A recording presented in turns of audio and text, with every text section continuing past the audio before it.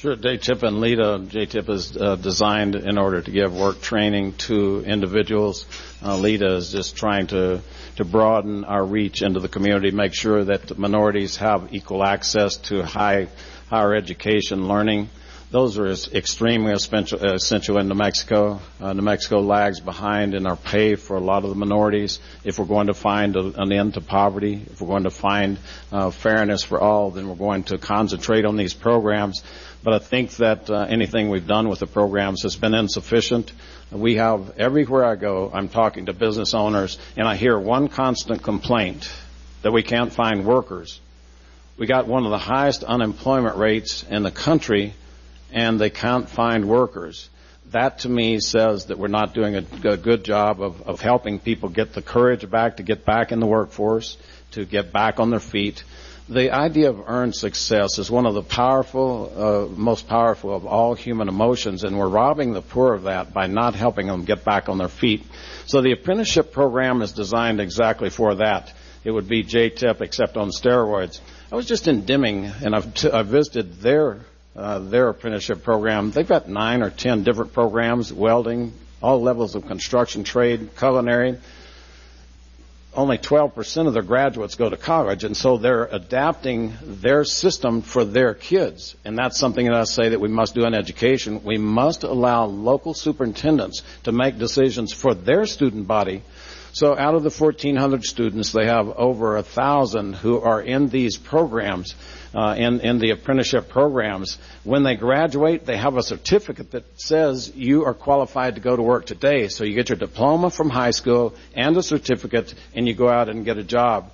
If we will do that across the state, we begin to return people to the workforce. But we stop channeling our young people into a life of despair, because right now they graduate from high school with almost no capability to get jobs. They come to you to get hired. You don't hire them. They end up on the streets, maybe in gangs and drugs, and we wonder why we have the circumstances we have. Just train first. I've set goals that for each one of the minorities in the state, we're going to increase their application to STEM subjects in college. We're going to pay attention to that, because if we're going to improve poverty, we have to go into some of the areas where it has been least fought and the least paid attention to. That's my background. I come from a situation of poverty. I grew up in abject poverty. I understand. My dad was a sharecropper when I was born, so I understand what we're dealing with, and it gives me a tremendous heart to help people get back into the workforce. We will use these 2 programs, but frankly, we'll go very far beyond the 2 programs that are designed by the federal government. Thank you for your hosting of this today. It's essential that we have these discussions, and I compliment Michelle Lujan-Grisham for her willingness to be able to run for this, for her public service. We don't have a different idea about where we would take the state. We definitely have different blueprints that would take us there, and that's what these discussions are about. I believe my blueprint is the more accurate. She believes hers is more accurate, but that's up for you all to determine. Now, the main question I get as I go around the state, and people come almost frantic saying, is it too late for New Mexico? I think it's too late for El Salvador and Honduras. In other words, they've gone too far down the line, and people wonder if we've exported too many of our young people. And so that's an essential question. And I tell people that idea, can we get it done or can we not, is something I grew up with. My father, God rest his soul, had all sorts of talents. He could have been a pro baseball player. I still play for the congressional team. I never got it out of my system because I wanted to play pro ball so bad. I just didn't have the juice. Dad had the juice. They came and asked him. I can remember as a 4- and 5-year-old kid in Eunice, New Mexico, watching that left-handed swing, and as he would power that ball over the center field fence. I never saw a swing like that until I saw a Babe Ruth video. And Dad and Babe Ruth had a very similar swing, but Dad never had the courage to go do that.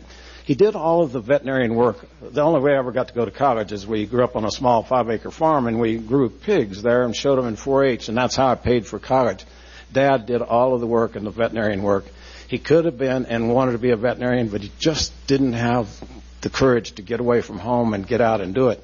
Mom, on the other hand, was saying every day, you are going to get back up. I was born like Dad. I was born with fears. I was timid. I was shy. I was introverted. I did not want to take a chance, and Mom wouldn't let me stay out of the game. She said, you're going to get back up when life knocks you down. You're going to get out there, and you're going to get in the game, and we're going to make this thing work. She was saying that about the family. We are not going to stay in poverty. We're not going to stay here at the bottom of the heap. We're going to find our way out. So when I get that question in New Mexico, is it too late? I say, you're damn right. It is not too late. We're going to make this state work. We're going to make it work against all opposition. We're going to make it work against all competition. We're going to look at the states around us, and we're going to duplicate and triplicate what they're doing. We're going to take investment from them and put it here. Our future lies ahead of us. I see all of the feelings that say we're just last in everything. I don't care, because the success is here among us. If we will unite across every line that divides us, then we will succeed beyond our wildest imaginations. I think that is our role as elected officials, to bring everyone success beyond what they ever thought they could get for themselves. I believe that everyone should have the fairest opportunity, that we should give everyone the chance to get up and out of the pit that they're in. As a governor, I'm going to lead that effort. I ask for your support. God bless you. Thank you very much.